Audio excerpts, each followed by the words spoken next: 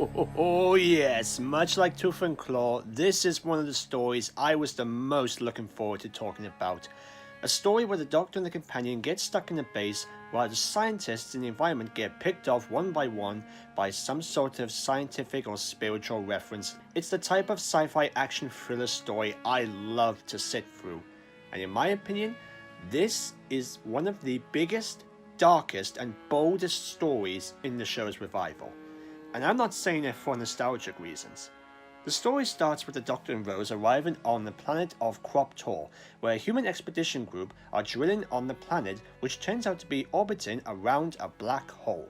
However, once the TARDIS gets sucked into a gigantic chasm, the Doctor and Rose have to join its expedition.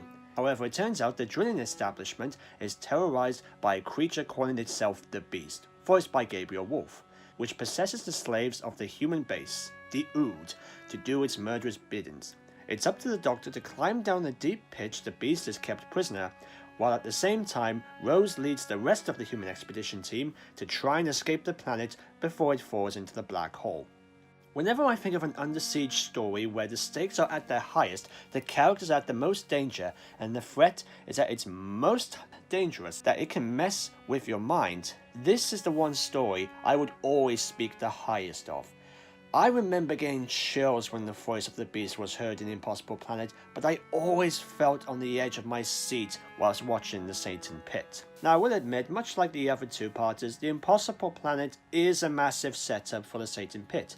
But the reason I did not find it as boring as other first two-parters is because of two reasons.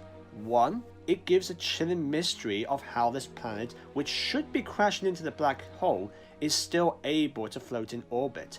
Are there any other lives out there? What is this mysterious entity approaching the base? How is it possessing its employees?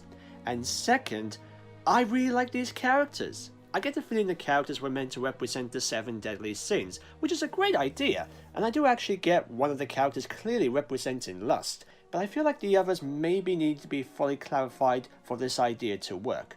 I think there were a few hints of some other characters having anger, pride, or envy, but honestly, that theory aside, I still like these characters. The main thing this two-parter is going for is having these characters be tested with their own inner fears and past sins.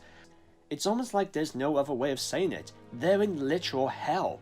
I like how the alien language on the wall relating to the Beast is untranslatable. It further raises the stakes for the Doctor, since he has no idea what he may be up against. And with the TARDIS gone, it's made even more harder. I like the Doctor and Rose having to get stuck with the rest of the team. I like challenging your main character with something that he may not be able to understand or know how to take it down. And with Rose, it's the possible idea of going back to a working environment, and in the Satan Pit, it's having to work without the Doctor around to guide her. This episode really does manage to test their confidence. These characters get tested in the second half, almost a hint of them fighting their inner demons. The captain who is not confident in being in charge, Jefferson haunted by his own past of something he must have done really bad to his wife, Ida being a scientist who feels like she may have let her parents down with her own intellect, even the character of Toby, who I'm guessing is meant to be the runt of the litter, or as the Beast puts it, the virgin, is scared of his own inner demon, possibly being a religious believer. So it would make sense for the devil to possess him as his vessel.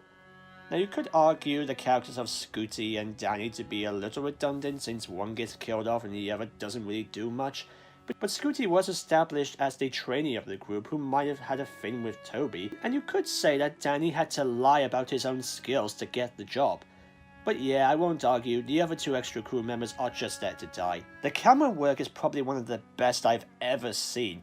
From the slow camera zooms upon the characters' self-shocked faces, the ascending and the descending into the pit, the crawling in the fence, and even some claustrophobic type angles of the corridors and the elevator. Plus, the voice of Gabriel Wolf, who previously voiced Sutek in the classic season, makes his returning debut as the voice of the devil, and it is awesome. Even Maury Gold's eerie cello serves its purpose in filling the atmosphere of this harsh, impossible, broken planet. It really creates the mood of the scenes that this piece of music is used in. It gives the whole scope of the environment a feeling of hopelessness and despair. but with a slight glimmer of hope hidden amongst it with a soft piano and violin playing it. Again, it really adds more tension to the situation, and quite possibly one of the most epic, life-threatening pieces of chase music I have ever heard. The Ood are a fantastic design of an alien. You can see why the Russell T Davies era, or many other seasons after this episode, wants to bring them back. The red eyes, the red tentacles, and their verbal communication only being functional through this orb connected to their mouth do get you asking, how do these things work in a normal day life? Where did they come from? How do they eat? Who hired them as slaves? Are they willing to serve? Are they happy with their working lives? Sure, we do get to see them explored more in a future story, but that's for another time. I guess if I had one nitpick, it would be the design of the devil itself. I mean, it's fine, it just looks a little basic. I like how it's absolutely enormous to look at, but I will admit I was a little underwhelmed to find Wolf's chill and deep voice is replaced with these monstrous grunts and growls.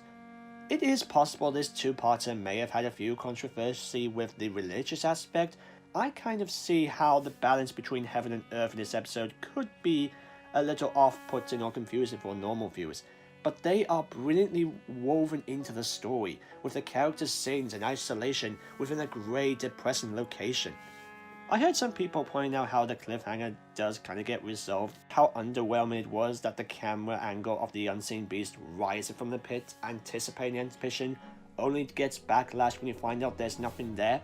Okay, first off, there was a similar scene in the beast given an almost pervy yet spooky descent towards the character of Toby, and when he turns around there's nothing there. This is exactly the same. It adds to the suspense. I kind of like how the thing we fear the most is something we don't see. It allows the imagination of the viewers to imagine what kind of horror we may be up against. We know there's a threat coming, but we don't know what it is or when it's going to come out. So there's really not much else to say. This is a really solid, near-perfect two-part episode for me. The story is challenging to experience, the characters are brilliantly written and performed, the music and production work are phenomenal, and the monster designs will never be going away from our memory anytime soon. It's literally one of the stories that I will always look forward to watching. Easily one of the best episodes in Series 2. Sure, there may be a few nitpicks here and there, like when we actually do meet the devil, as well as a few convenient plot points and an easily resolved climax, but the episode knows what its purpose is. I can overlook these issues because I still had a challenging and enjoyable time watching this two-parter.